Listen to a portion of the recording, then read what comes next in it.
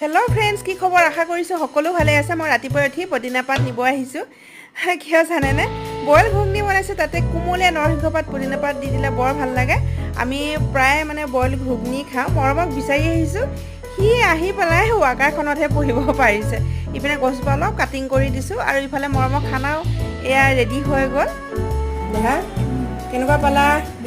আলু পৰাঠা, বইল ঘুগনি খাই জল্দিকৈ সি ওলাইছে। আৰ্ট স্কুল আছে, বতৰটো অকণ বেয়া দেখি এখেতে গাড়ীখনেই লৈ ওলাইছে।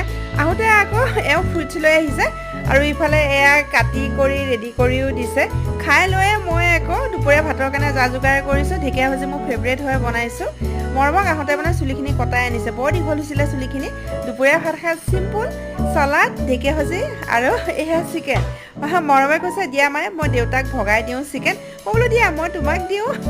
এইদৰে আজি মিনি ব্লগটো সামৰিছোঁ। Bye bye.